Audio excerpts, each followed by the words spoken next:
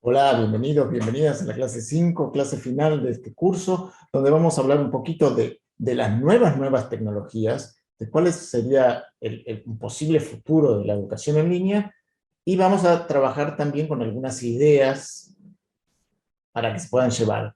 Muchas veces me dicen que soy como un anti-Papá Noel, que yo quito todo el entusiasmo o toda la fantasía que puede tener la gente trabajando con tecnología, porque bueno, muchas veces pensamos que usar la tecnología nos va a resolver todos los problemas y nos olvidamos de todos sin considerar los problemas que trae aparejado la tecnología.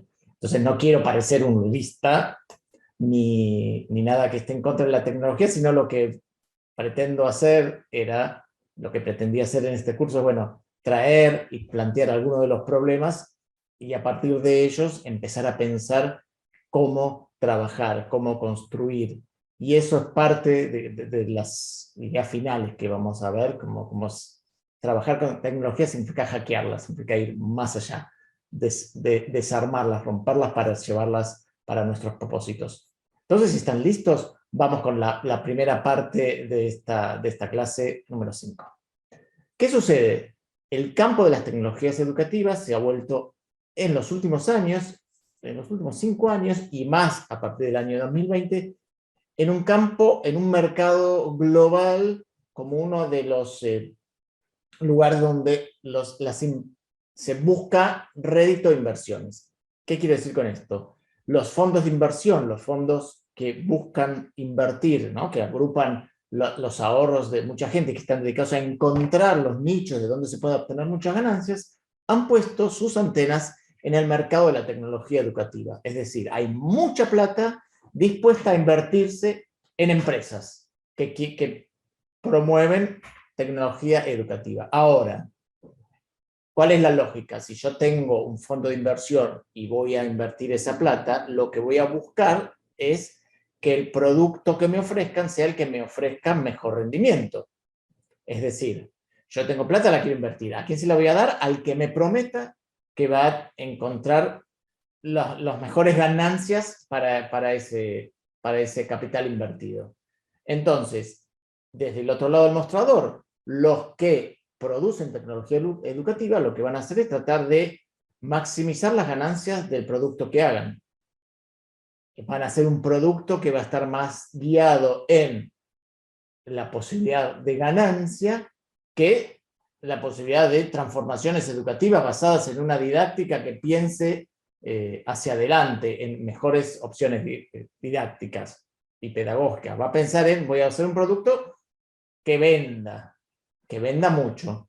Y esta incursión de los fondos de inversión en el área de tecnología educativa de alguna manera está moldeando cuáles son las propuestas que salen, las propuestas que conocemos, las propuestas que se dan en la prensa, porque los fondos de inversiones que invierten de alguna manera también están conectados con la difusión a través de los medios de difusión de cuáles son las empresas que se conocen.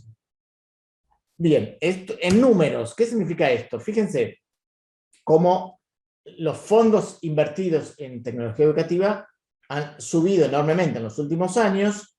Todavía no tenemos las cifras. La cantidad de plata invertida es inmensa. Pero además, no solo es la cantidad de plata, sino esto, como les decía, ¿hacia qué formatean los productos? Formatean a productos que tengan más ganancias. En los últimos años, la mayor parte del flujo de inversiones no se da en Silicon Valley, no se da en Estados Unidos, no se da en Europa. La mayor concentración de inversiones en tecnología educativa se da en China. China, ¿por qué? Porque es un mercado enorme. Los chicos tienen que ir pasando diferentes exámenes a cada momento y eso les va definiendo su paso, su posibilidad de paso a la universidad o no a la universidad, y ese paso o no paso a la universidad define en gran manera el futuro económico de las personas. Y entonces recuerden, China, estamos en una generación de hijo único, así que el paso o no paso a una universidad de un hijo, de alguna manera afecta directamente al bienestar económico de sus padres cuando sean mayores. Entonces, la competencia por lograr acceso a las universidades o a puestos que aseguren un futuro económico mejor es atroz en China. Aquí tenemos el último gráfico que marca, o sea, la diferencia entre cuánta plata fue hacia China y cuánta fue hacia Estados Unidos es notable. Fíjense que otro jugador que aparece aquí es la India, que aparece como un captador de recursos y de inversiones de capitales, de fondos de capital para el desarrollo de tecnología educativa. Entonces, ¿qué pasa con esto? Acá esta fuerza que empiezan a tener los fondos de inversión sobre el desarrollo de las tecnologías cambian el modelo de lo que era la tecnología educativa. Entonces la tecnología educativa tradicional, el classic flavor, como yo lo llamé, estaba basado en un poco la venta de dispositivos y de software específicos, ¿no? Eran como herramientas específicas que yo podía colocar y podía vender. No había un espíritu de moldear todo el proceso educativo, de intervenir de manera concreta en toda la política educativa. Sí, por supuesto, esta primera ola de tecnología educativa impactaban las políticas, tenía sus cabildeos con autoridades, pero era todavía, por así decirlo, eran como pequeños puntitos que se iban poniendo dentro de un sistema que estaba armado. El modelo de EdTech, como se lo llamamos, o sea, educación y tecnología, basado ahora en estas grandes inversiones de capital, además el modelo de ganancias, por ahora en estas nuevas tecnologías, está basado en la recolección y uso de datos, y hay como esta idea de poder diseñar todo el proceso educativo, el de transformar la educación, el hacer la educación al modelo de Silicon Valley, hacer la educación moderna como es esta cultura de Silicon Valley. Entonces, hay acá como mucha fuerza para no ser solo puntitos, sino ser la transformación de la educación. Generar un formato educativo a partir de, digamos, de replicar la cultura de estas tecnologías. Como yo les decía, estos vasos comunicantes entre la prensa y los fondos de inversión, ¿cómo es que se generan? Por ejemplo, ¿qué sucede? ¿Cómo se cabildea? ¿Cómo nos van a conocer las ideas? ¿Cómo las ideas de los fondos de inversión van permeando y forjando la agenda educativa y la agenda de la tecnología educativa?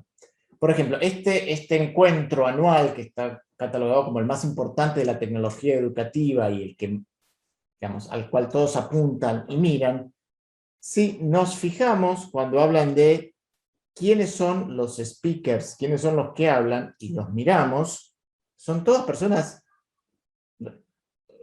políticamente importantes. La pregunta es, ¿cuántos saben de tecnología educativa y desde dónde hablan de tecnología educativa? Entonces, aquí en esta lista de grandes speakers, no hay tecnólogos educativos que hablen desde la educación, que hablen desde la didáctica, que hablan del uso que le vamos a dar a las tecnologías. O sea, cada una de estas personas que hablan tiene sus ideas, tiene su agenda y tiene sus preocupaciones, pero en realidad lo que deberíamos tener en este gran evento serían personas que nos hablen de cómo mejorar la educación con las tecnologías y no, digamos, seguir replicando este modelo de la tecnología como un caballo de Troya que nos trae las ideas zombies que no llegamos a terminar de matar.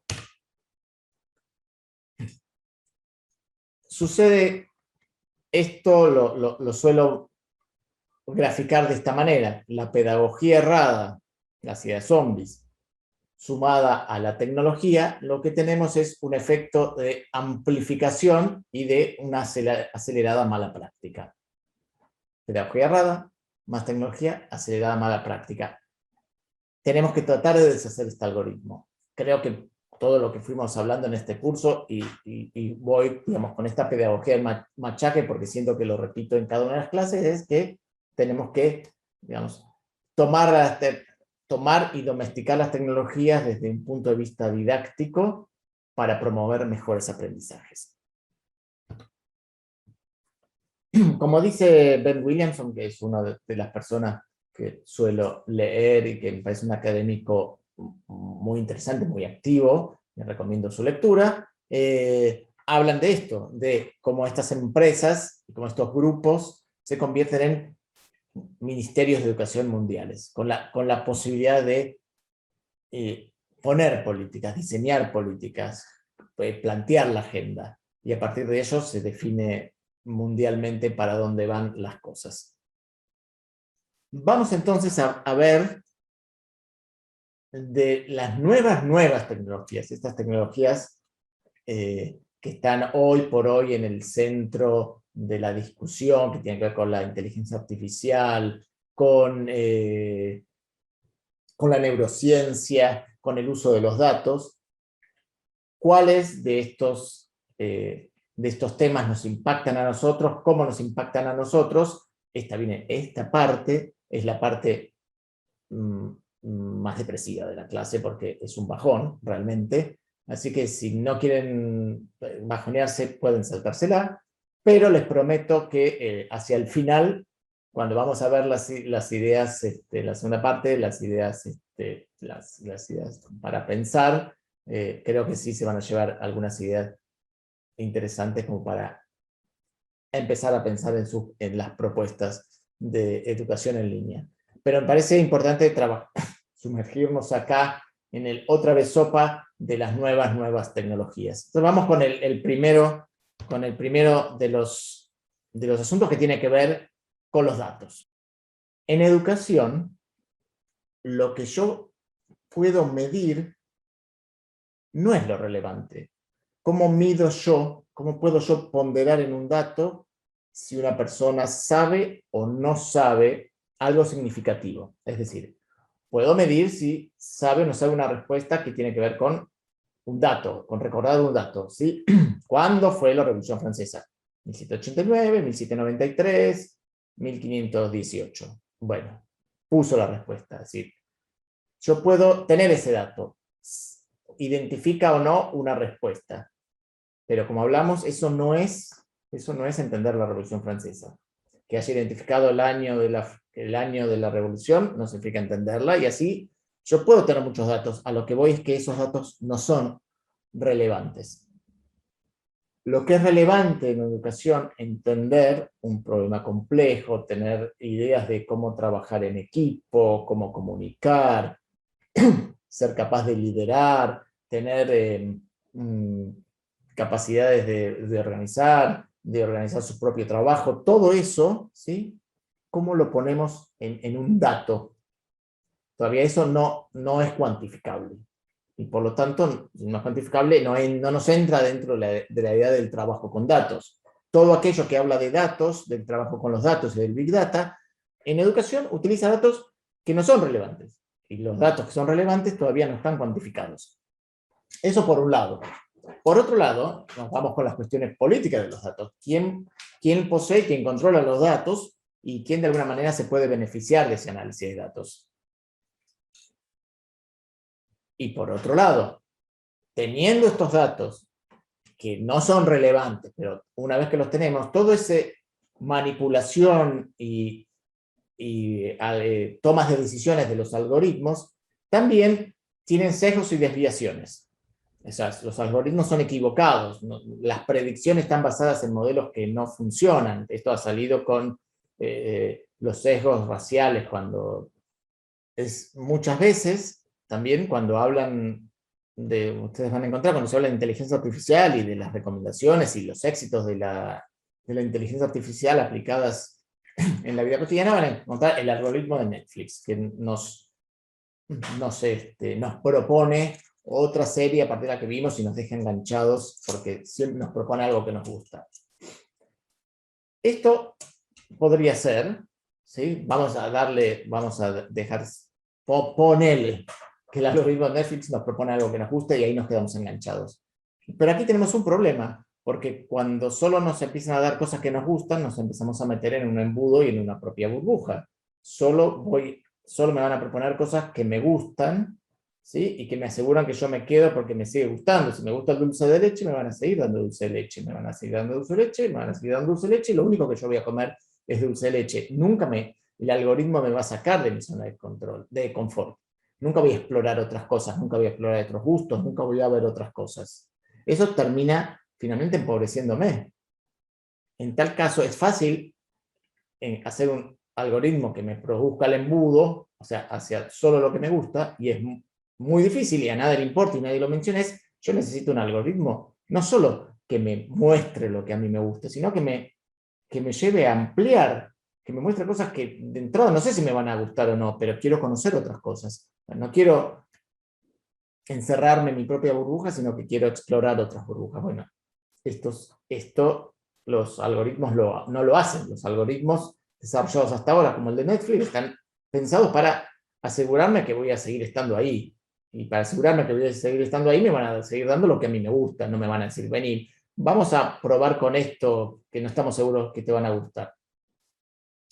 Vamos ahora a uno de los temas a otro de los grandes temas de las nuevas tecnologías, que es la vigilancia y el control.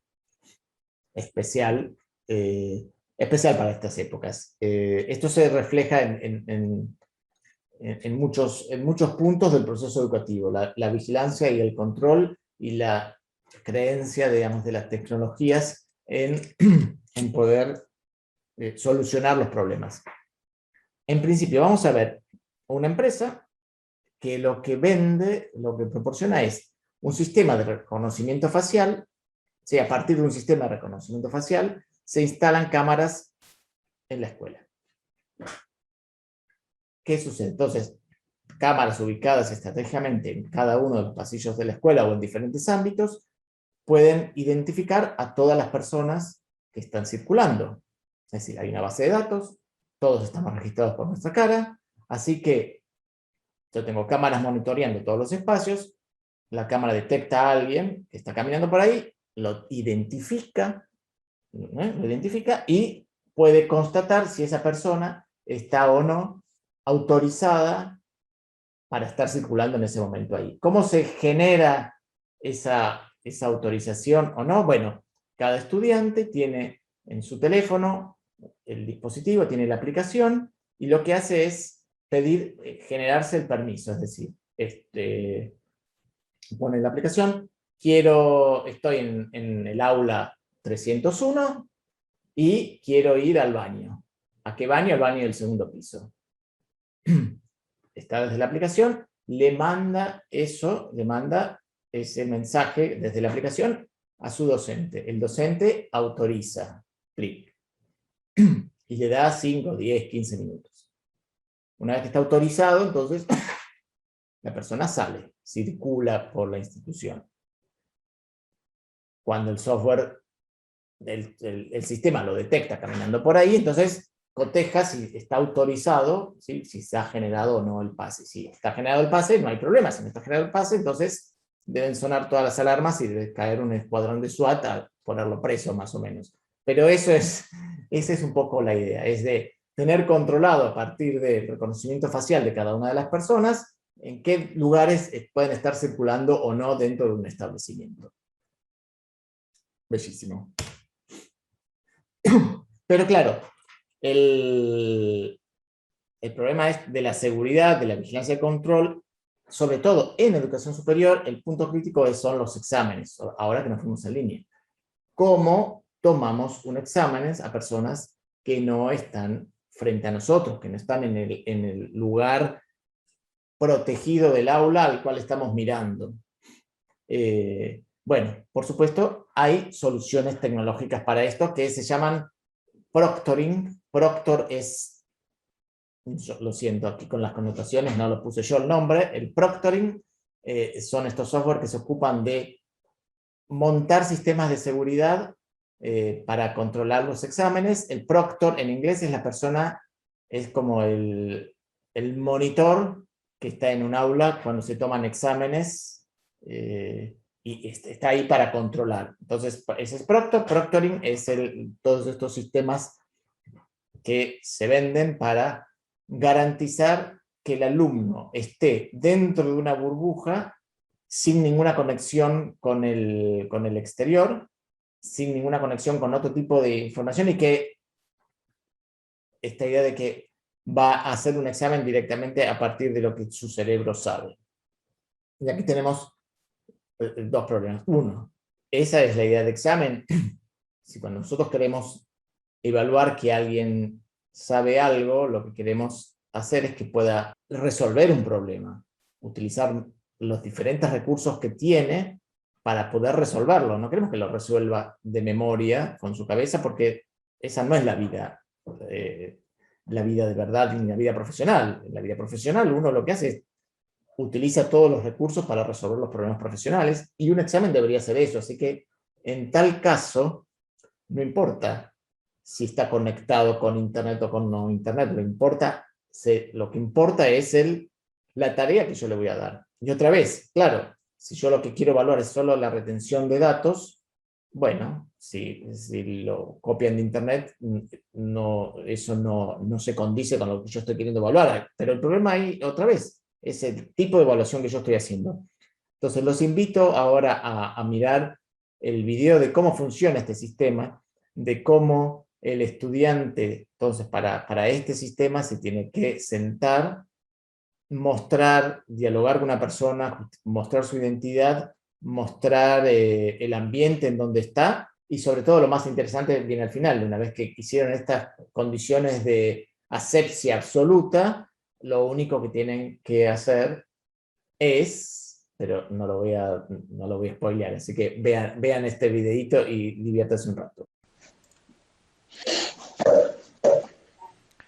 Hi, let me introduce myself. My name is Suhas and I'll be your proctor today. Please confirm your name is Kiara Sarit and you're about to take your final exam for the duration of 30 minutes. Yeah, that's me. Thanks for the confirmation. Next, I'm going to walk you through the validation process, and this should take about 5 minutes. So have you taken an exam with us before? Yeah, I have. Okay, great. Then we will go through this quickly and get to right to your test. If you have any questions, please stop me at any time. Okay, sounds good. Thank you. Thank you. Now, can you please show me your government-issued photo ID? Yep. Can you get it a bit more closer to the webcam so that I can see your name and photo clearly on it? Can you hold I'm it for summing me? up that. Yep. All right, I got it. Thanks for that. Now I'm Yep. going to read you a list of exam rules. Please let me know you understand by saying OK after each rule and asking me to repeat anything that isn't clear. Okay, sounds good. You must be alone in the room throughout the test.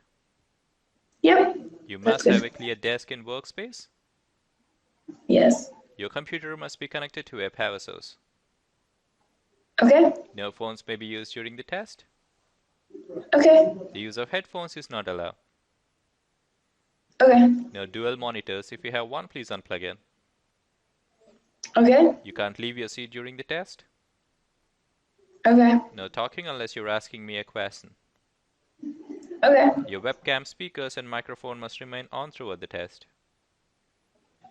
Okay. And finally, I must be able to see you for the complete duration of the test. Okay, sounds good. And let me see if you have any additional rules. All right, I don't see any. Now, I need to see your desk and workspace. Can you please rotate your webcam in 360 degrees slowly for me so that I can see the area around you? Yeah, of course. One second.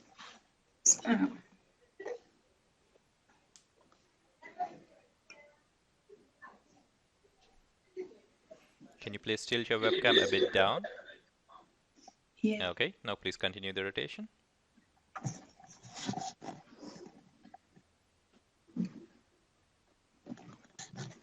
Okay. Now can you please show me the whiteboard that's on your left-hand side?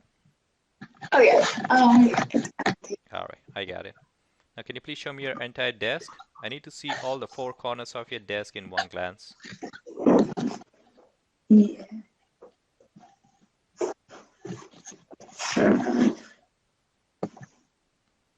Can you please show me the left corner of your desk? Onto your left. All right, I got it. You may settle down. Thank you. Cool. Thanks.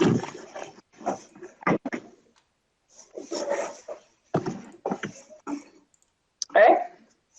All right, you'll now see a next button on your exam page. Can you please click on it? Yeah. Now please enter your answer to the security question and click on submit.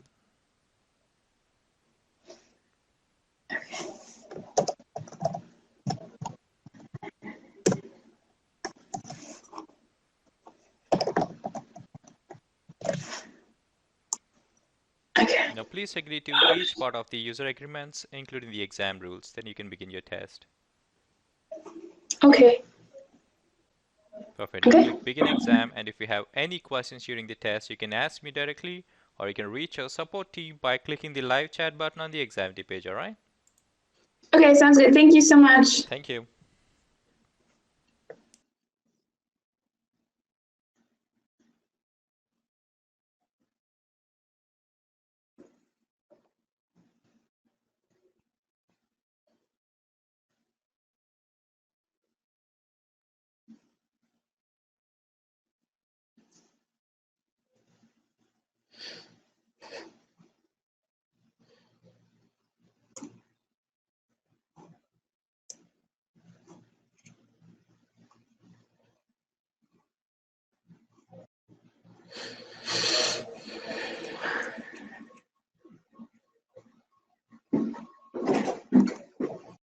I'm taking a test. Sorry. Sorry to interrupt you, Kira. I see someone else in the room. Yeah. Yeah, she was just grabbing her keys and she just left, so. Okay, can you please do a quick pan of your room? Yeah, of course. That's where the keys were. Got it. And then, Okay. Please make sure no one else enters the room during the test. okay. Okay. Sorry about that. No problem. Go ahead with your exam. Thank you.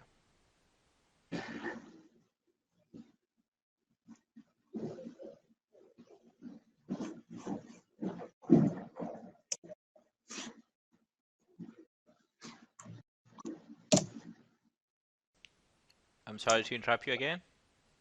Yeah, yes, sir. You're not supposed to open any kind of search or any other sites. Okay, sorry about that. No problem. Go ahead. Thank you.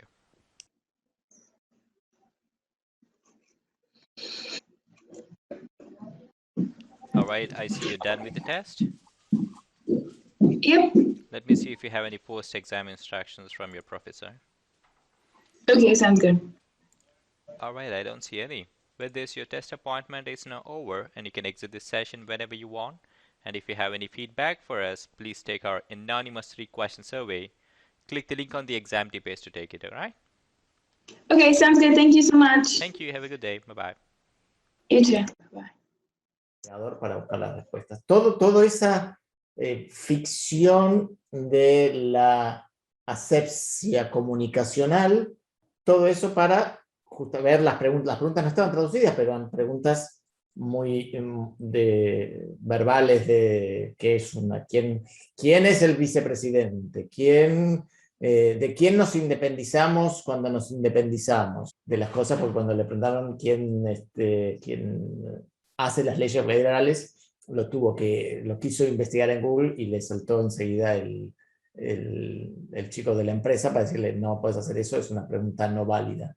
Pero todo esto es una ficción y un esfuerzo tecnológico para resolver una prueba que no dice y no sirve para nada. Esto es toda una ficción enorme y un gasto, porque todo eso cuesta, ¿sí? Y las instituciones lo pagan, para algo que soluciona un problema que no existe y que está pensado desde la pedagogía de otro lado, no sería de ninguna manera necesario. Pero esto no es todos los problemas que hay con la evolución y las tecnologías, hay todavía más. Así que vamos con el siguiente solución al problema equivocado. Turnitin es una empresa que se utiliza en Argentina. Hay universidades que lo han comprado, universidades públicas que lo han comprado, y lo que dicen solucionar es el problema de los plagios en los exámenes. ¿Cómo es que solucionan el problema de los plagios en los exámenes? Bueno, en primer lugar, lo que hacen es cotejar un trabajo escrito contra una base de datos que contiene todos los trabajos entregados en la universidad, que contiene, o que contendría todas las fuentes relevantes a ese tema, y que contiene, además va generando una base de datos de los alumnos. De cada alumno tiene como su patrón de escritura, con lo cual podría determinar si algo que yo presento se parece o no se parece a mi estilo. Si se parece a mi estilo, lo escribí yo. Si no se parece a mi estilo, es porque lo hizo otro o me lo copié. Entonces, a través de someter a un texto escrito, lo que hace es encontrar coincidencias, ¿sí? de si ese texto ya está o no en Google. Eso lo que me imagino que muchos de ustedes docentes lo habrán hecho. Encuentran un párrafo en un escrito que les suena, que no les suena del alumno, que lo conocen, que no está citado, en fin. Lo que hace entonces es esto, reconocer un texto. Por otro lado, lo coteja contra el estilo propio del alumno, y entonces le devuelve al profesor un índice de cuán confiable o cuán único es este trabajo. Es decir, es único, si es único es original, no tiene copia de textos, son ideas nuevas, y corresponde al estilo del alumno. Todo esto, entonces, punto 1, implica que está registrando toda la historia académica y tengo mi estilo de escritura cuantificado, de lo cual es dueño una empresa. Pero por otro lado, otra vez, aquí es qué clase de exámenes yo estoy tomando y qué quiero evaluar en ese examen. Por otro lado, esta idea del control y de la solución absoluta a partir de una tecnología se desintegra en un clic. Si los invito a ustedes a ahora hagan pausa, abran otra pestaña, ahorita, porque es muy interesante, hagan clic en una pestaña y busquen en YouTube, busquen Turnitin, y van a ver que se le van a desplegar todos los videos que se les despliegan, porque yo quería mostrarles cómo funcionaba el sistema, pero lo que descubrí es que hay todos los videos que aparecen en YouTube poniendo la palabra Turnitin son alumnos de universidad que lo que hacen es compartir el truco de cómo entrar al sistema con claves, con trucos, con lo que sea, para anticipar la respuesta, digamos, usar el Turnitin para ver yo lo que va a ver mi docente y arreglar donde aparecen las cosas que no están bien.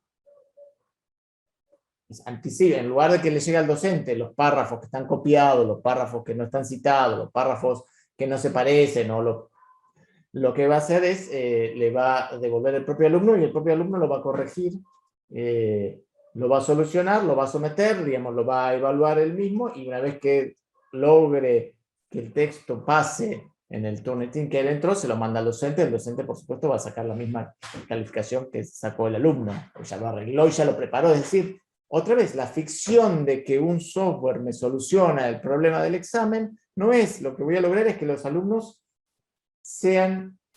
perfeccionar las capacidades de los alumnos para aprobar los exámenes de una manera, con trucos o con otra, pero yo no quiero que un alumno apruebe los exámenes, sino que aprenda. Y esto aprenda lo que quiero que le enseñe. Y claramente acá se disocia la idea de aprobar un examen y de aprender lo significativo y relevante que quiero que se lleve a su vida profesional. ¿Qué más tenemos?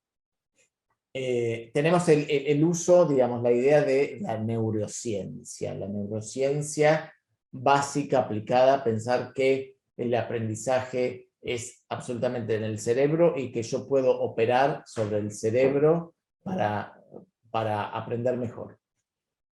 Es cierto que es importante conocer cómo funciona el cerebro para mejorar nuestro proceso de enseñanza-aprendizaje. Me parece que sería bueno que la pedagogía tenga un poco más de diálogo con la neurociencia. La neurociencia, por otro lado, tampoco nos va a dar la fórmula mágica de cómo, ¿sí?, de cómo enseñar. Una fórmula increíble. Pero me parece que el diálogo es necesario. Ahora, ¿recuerdan cuando yo les hablé de China y de la competencia y de la necesidad de ir triunfando en los exámenes para abrirse un camino profesional y económico en una sociedad bastante salvaje en ese sentido. Bueno, esta empresa lo que hace es vende un sistema que se basa en unas vinchitas. Estas vinchitas se las ponen los alumnos y detectan, ¿sí?, la actividad cerebral. Entonces están todos los alumnos en el aula, conectados, el profesor tiene el registro de lo que está pasando, y ahí las vinchitas lo que hacen es detectar la actividad cerebral de los alumnos, si están aburridos, si no están aburridos, si están participando, si no están participando. El profesor lo ve. Pero no solo el profesor lo ve. Tiene un envío directo a los padres. Los padres en tiempo real pueden ver en su celular el nivel de concentración o de uso de su cerebro de los alumnos, de sus hijos, si en ese momento están concentrados, prestando atención o no prestando atención. Cosa que cuando vuelven de la escuela están con las sandalias y las zapatillas en la mano para decir, estuviste concentrado la mayor parte del tiempo.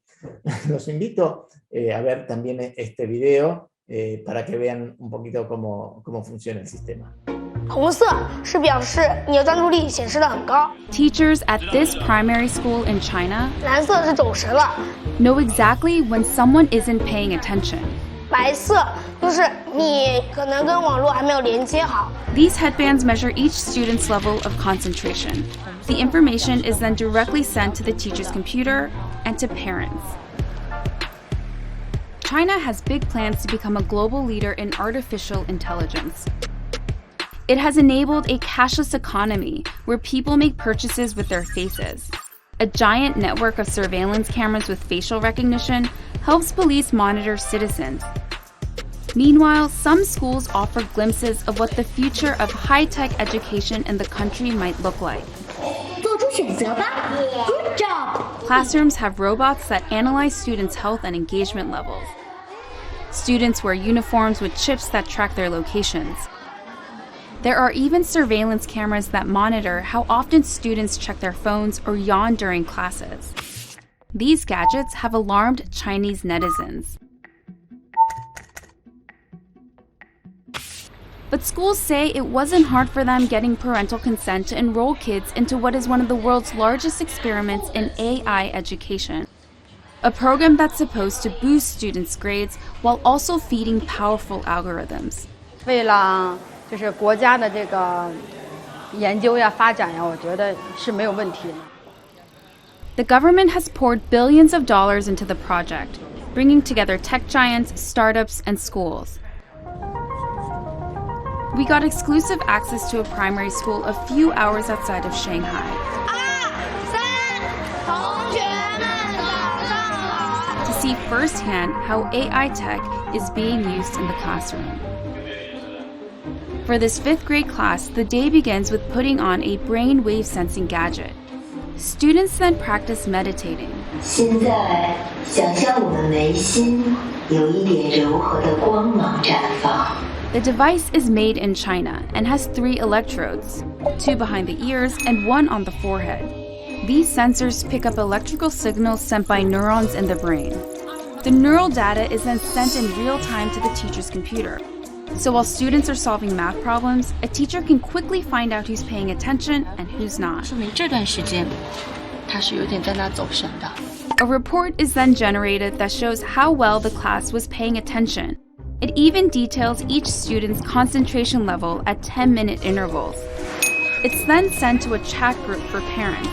就是他可以看到每个人的评分。 The reports are detailed, but whether these devices really work and what they exactly measure isn't as clear. 我们是很集中的。 We were curious if the headbands could actually measure concentration, so one of our reporters tried on the device. 但我没有感觉自己特别集中。不是，它就是靠你的意念。 This is a new technology with still fairly little research behind it. Theodore Zanto is a neuroscientist at the University of California, San Francisco. He was surprised to learn that this tech, called electroencephalography, also known as EEG, is being used in the classroom on children. It's usually used by doctors in hospitals and labs.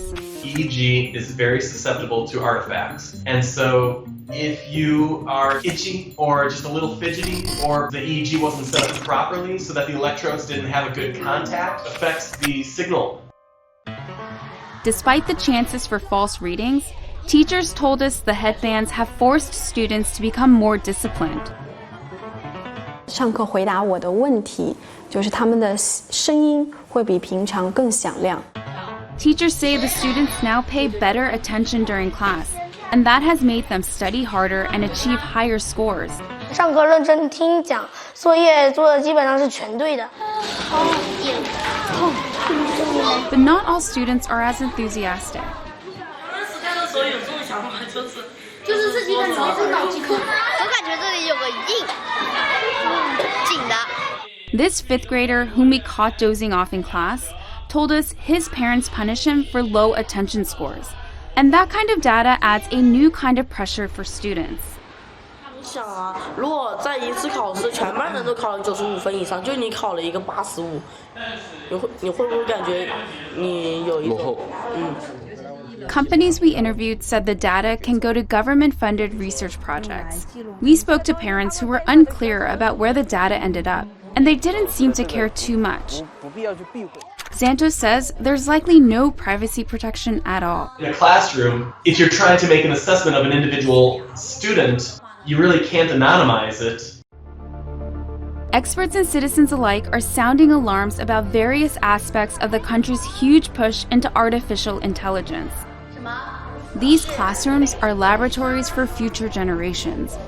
And while these new tools may potentially help some 200 million students raise their grades, just how this all works out won't be apparent until they become adult citizens.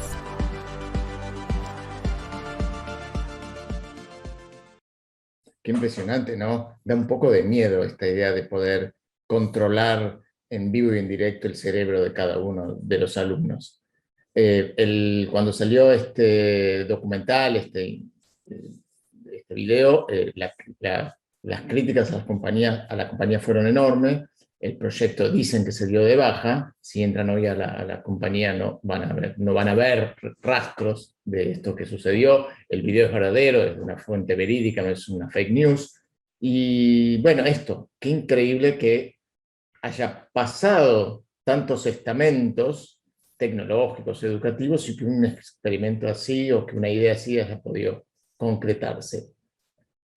Nos queda entonces ahora ver el siguiente tema, que tiene que ver con la idea de la personalización.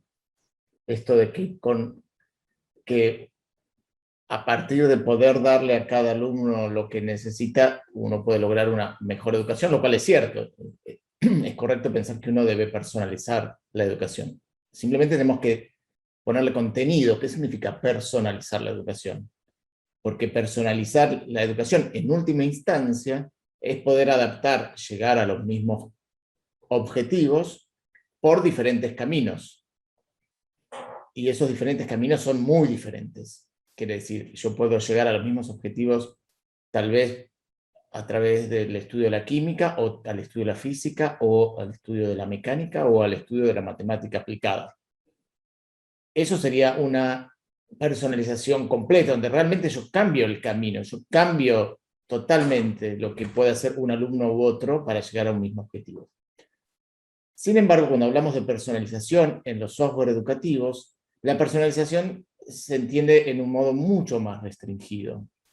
Se entiende simplemente como adaptar el nivel de dificultad que tiene una secuencia de aprendizaje y ir graduándola de acuerdo a las dificultades que va teniendo los alumnos. Entonces, en esta idea de aprendizaje lineal, si el alumno se va trabando porque tiene dificultad en el paso B, lo que va a hacer el software que personaliza es darle más ejercicios donde la dificultad B se ejercita para que lo supere, o le da como más ayuda sobre ese caso.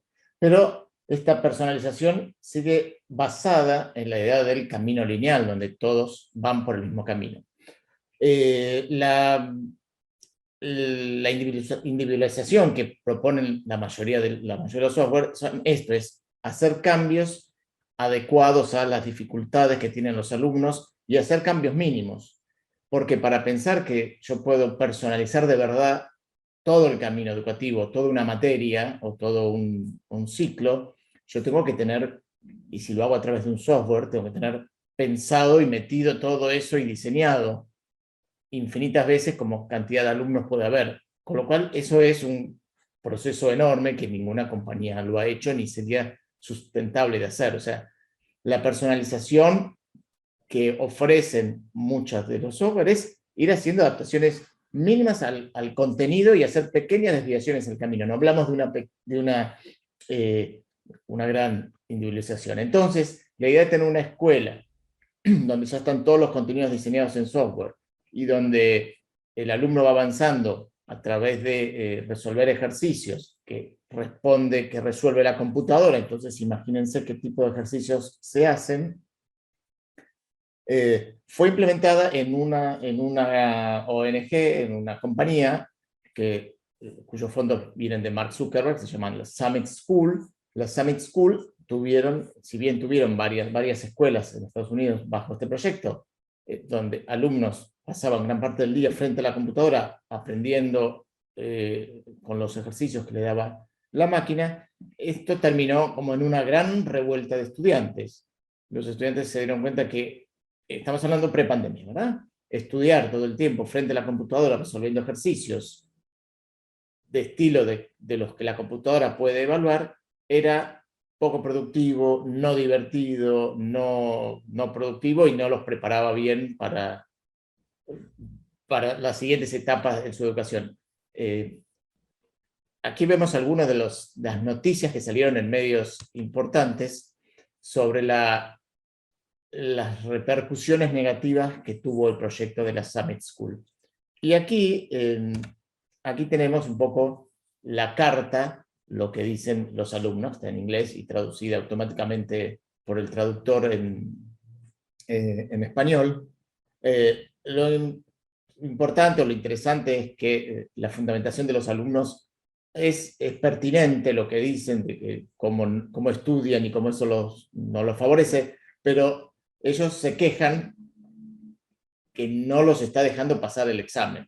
Porque finalmente la carrera del alumno es pasar el examen. Los alumnos no están diciendo, no estamos aprendiendo significativamente. Dice, no estamos aprendiendo para pasar el examen que nos va a dar ingreso a la universidad o darnos el título de bachiller.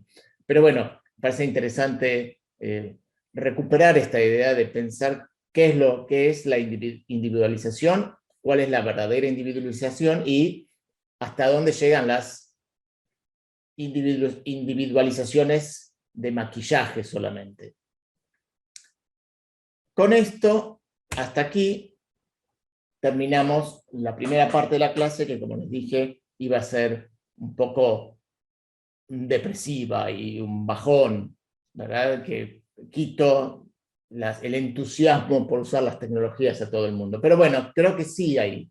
Ahora viene la segunda parte en donde espero poder ayudarles a levantar el ánimo, a hacerles el pum para arriba y que terminemos todos con algunas ideas concretas y claras de qué hacer si les toca empezar a pensar procesos de educación en línea. Entonces vamos con la idea. ¿Se acuerdan cómo habíamos trabajado el problema del algoritmo horrible, verdad? Creo que nuestra tarea es pasar de la mala pedagogía o de la pedagogía errada a una buena pedagogía que sumada a la tecnología nos dé más y mejor educación. Me parece que este es el desafío. ¿Cómo llegamos? ¿Cómo lo logramos? ¿Cómo llegamos a este logro? Tenemos que hacernos amigos de la tecnología y pensar y apoyarnos en ella y sentir que trabajamos en conjunto. Kasparov, el campeón mundial de ajedrez, que fue batido por primera vez por la computadora Deep Blue allá a principios de los años 2000, sus conclusiones son, y todo su trabajo está basado en que la mejor combinación se da cuando los humanos trabajan junto con las máquinas y se produce una especie de fusión como centauros. Para él, y él lo lleva a la práctica, los mejores equipos de ajedrez o el mejor el mejor jugador de ajedrez es aquel que puede realmente combinar la potencia que le da la inteligencia artificial, pero que tiene un guía humano, o sea, que el humano puede aprovechar de todas las ventajas que le da la inteligencia artificial. Lo mismo entonces creo que sucede en la educación. Tenemos que recibir y aceptar las posibilidades, las ventajas que nos puede dar la tecnología, pero lo tenemos que hacer ir de acuerdo a nuestros fundamentos pedagógicos. Las tecnologías están y sabemos que están llenas de estas ideas zombies. Nuestra tarea muchas veces como docente es intervenirlas, hackearlas, dar la vuelta. Hackearlas en el buen sentido, es decir, lograr que una tecnología, una aplicación, un software sirva para algo que no fue específicamente diseñado, pero yo lo puedo usar para algo. Hackear significa hacer las cosas que funcionen para algo que no fueron pensadas de origen, pero que yo lo puedo estirar este uso y hacerlas. Argentinos somos, y somos especialistas en arreglarlo con alambre y dar vuelta a las cosas y hacer que una cosa funcione de otra manera. Bueno, a lo nuestro vamos con las tecnologías. Con lo cual, el trabajo con las tecnologías, paradójicamente, se convierte en un proceso artesanal, de mucha artesanía. Ese trabajo de excelencia que tiene el artesano trabajando con su material, produciendo formas y produciendo estética y produciendo productos bellos, útiles y lindos. Lo mismo hay que hacer uno hace con la tecnología, uno la trabaja, la maneja, la da vuelta para lograr sus fines. No necesariamente uno tiene que ser un experto programador para lograr esto, uno sí tiene que ser un habitué, ir probando, ir equivocándose, ir trabajando con esto. Vamos cerrando la clase entonces, dando algunas ideas que resumen un poco lo que fuimos viendo a lo largo de este trayecto, pero que me parece importante retomar aquí para que se las lleven refrescadas y las tengan en cuenta si es que les toca pensar procesos de educación en línea. Primero, cuando pensamos en organizar un trayecto de organización en línea, es un proyecto institucional. No es un género solitario, no es el trabajo de un solo docente que se carga el trabajo de armar todo un proceso, armar todo un trabajo. Es un trabajo que necesita que tenga el apoyo institucional, que tenga una directiva institucional, que esté apalancado por la dirección de la institución y que tenga todos los elementos que se necesitan. El trabajo de armar un proyecto de educación en línea es un trabajo de equipo donde intervienen muchos actores que tienen diferentes clases de conocimiento. No es un trabajo de llanero solitario. El trabajo de llanero solitario termina siendo como el Quijote contra los molinos, muy difícil de llevar adelante, muy difícil de sostener y termina siempre de manera muy frustrante porque es un trabajo que es muy difícil sostener para una sola persona. Por otro lado, es un recorrido sinuoso, no es una forma lineal, no hay una manera de empezar e ir incrementando como subir una escalera, es un proceso de ensayo y error, de aprendizajes, de avanzar con los aprendizajes, de retroceder con los errores, de aprender de esos errores y avanzar. Es un camino sinuoso que involucra el equivocarse y involucra el aprender de esos errores. Es importantísimo considerar eso cuando uno después evalúa el proceso. Es normal que el proceso sea sinuoso y es normal que haya habido errores. Nada es una línea de aprendizaje, una vertical, una diagonal de 45 grados hacia arriba. Sí se necesita, digamos, la voluntad personal para salir de la zona de confort. Tengo que ponerle ganas, tengo que ponerle entusiasmo como profesional, como docente, tengo que dejar que se me sacudan algunas estructuras y ponerle ganas. Pero al mismo tiempo se necesita también del reconocimiento institucional. Y esto es algo que no está resuelto todavía. El trabajo de educación en línea, como vimos, requiere más tiempo, más horas de trabajo, y hay que entender cómo eso se refleja en los honorarios, en la carga de trabajo y en los honorarios respectivos de los profesionales docentes. Más todavía si pensamos en los formatos híbridos, donde mantenemos partes de los encuentros presenciales, partes en línea, la carga de trabajo se amplía y eso tiene que ser considerado. No está, esto en general no está resuelto, pero tiene que ser considerado. Y llegamos aquí, digamos, a una, tal vez, paradoja. La educación en línea, que parecería que es más barata, termina siendo más cara. Y es más cara. ¿Por qué es más cara? Porque involucra a todo un equipo de trabajo. Bien, ustedes van a decir, bueno, a ver, Tarasov, díganos, ¿qué hacemos? ¿Qué es lo que tenemos que hacer primero? Queremos armar en nuestra facultad, queremos armar en nuestra escuela, en nuestra institución, queremos pensar un proyecto en línea. Bueno, cuando somos docentes y tenemos que pensar algo, un trayecto en línea, lo primero que tenemos que hacer es pensar que en general, salvo que hablemos de un tema absolutamente específico, pero casi sobre cualquier tema, los contenidos ya están disponibles en cualquier formato en Internet. Puede estar el tema explicado en la Wikipedia, puede haber alguien que lo explica en YouTube, puede haber muchísimas opciones de encontrar el contenido que ya está en Internet, con lo cual nos bajamos la carga de tener que producir un material didáctico para explicar un tema, y lo que hacemos es hacer el trabajo de curadores, ir y buscar lo que ya está. Aunque no esté perfecto, aunque no está como lo hubiésemos hecho, aunque no lo dice igual, busquemos y conformemos un pequeño repositorio de los contenidos pertinentes a nuestro campo de enseñanza que nos sirvan. Y entonces ahí viene, me parece, la parte más importante, el corazón de la propuesta, aquello que la distingue, que distingue al trabajo de un buen docente y de un docente no tan bueno. ¿Cuáles van a ser las actividades significativas que les sirvan a los alumnos para generar su conocimiento a partir del trabajo con el contenido y la interacción con los pares? Ahí está la actividad significativa. ¿Qué van a hacer los alumnos con ese contenido? ¿Cómo con ese contenido, qué desafíos les voy a poner yo para que construyan conocimiento? ¿Qué desafíos van a tener que ir construyendo, dialogando con nosotros para lograr ese conocimiento? Tal vez algunos podrán decir, es más, podemos redoblar la apuesta y empezar con el desafío, con la actividad, y que ellos mismos localicen la información. También es posible eso.